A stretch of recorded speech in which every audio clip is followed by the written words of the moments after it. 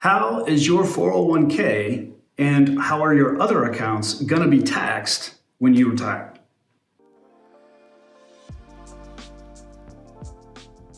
Hey everybody, Tim Doehrmann with Eagle Ridge Wealth Advisors here today to tell you a little bit about what's going to happen to your accounts when you retire.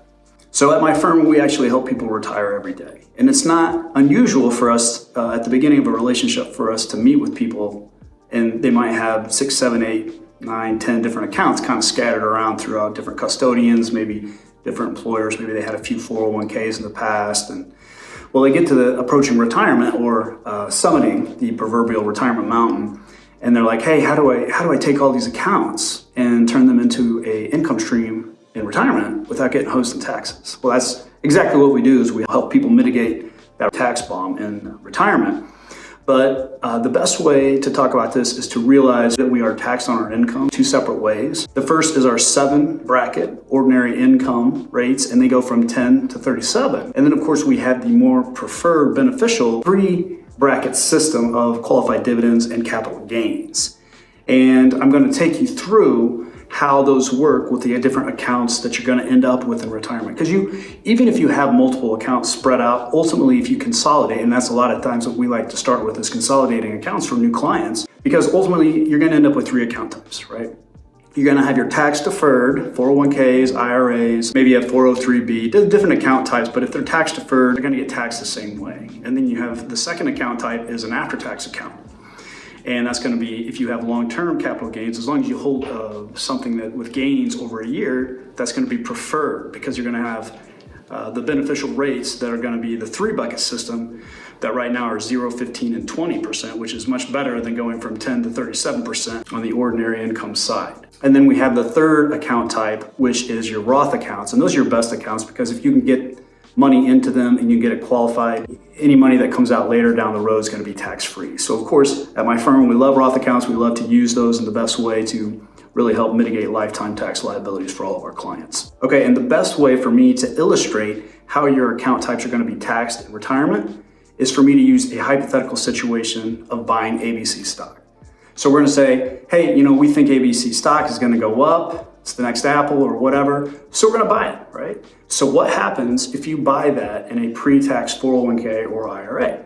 Well, let's say it goes from 10 to 100. You buy that there, and then down the road it goes to 100. Well, when you bring it out, you're going to be taxed at our 7 bracket system, right? So those are going to be our highest rates in the code right now, but that's just how it is because it's a pre-tax account. When it comes out, you have to pay Uncle Sam his share, right? You didn't pay anything going in, you're going to pay it coming out. And then next, let's say you bought ABC stock in a after-tax account. Well, again, if you have gains in it and you've held it over a year, then you're going to be in the preferred capital gains and qualified dividends bracket. And those rates are much better than our 7 bracket ordinary system. And then third, what if ABC stock goes from 10 to 100 in the Roth account? Well, it's going to come out tax-free. So again, that's your best account as long as you get it qualified. And there's rules for that, but biggest thing is getting one open, getting it funded. Okay, next. Now that's what happens when we bring anything with gains out of those accounts. Now what happens if we have losses? Nobody likes losses, but they happen. In some firms, they like to tout tax loss harvesting. Some of the robo-advisors are like, hey, we can do tax loss harvesting and save a ton of money. Well, really, we use it, and it's definitely an important tool in our quiver to help mitigate lifetime tax liabilities. But the problem is you've lost money, right? Nobody likes to lose money, but it is something that we can use. But what I tell people is it's really more of maybe a Band-Aid when what you need is a tourniquet or a cast, because like I said, you've lost money, right? But anyway, it is something that we use, and the best example I have for that is actually in 2022. At the beginning of the year, I had some good gains from previous years, so I had sold some stuff, and I was going to be in a tax bracket that I didn't want to be in, because at the end of the year of 2022, I had some losses in my personal account. So I was able to sell in December and drop me back down into a lower bracket to avoid paying more taxes than was necessary. So that is tax loss harvesting. And of course, if you lose money in the other accounts, it's not going to make a huge difference. You just lost the money because the pre-tax accounts, you're going to pay tax when it comes out, no matter what amount it is. And then the Roth account, you've already paid tax on that. So it's just going to come out of whatever amount you've gained or lost in that account. Okay, the next thing that you want to consider is, God forbid, what happens when you die, right? Nobody likes to talk about it, but this is stuff that we need to think about because it's going to affect your legacy, And sometimes people don't care. They're like, hey, they're going to get more money than they should. But if you had a choice of having more money go to your legacy, your kids, or Uncle Sam, what are you going to choose? I mean, I would definitely choose my children, right? And so this is how we need to think about this. So let's say you pass away and you leave your beneficiaries or your children or your legacy, they end up with your IRA or your 401k, your pre-tax account. Well, unfortunately, in 2020, the Secure Act did away with the stretch IRA, which allowed inherited IRAs to be stretched over a lifetime so that it could keep the payment, the amount of money that had to come out of those accounts, could keep it relatively low.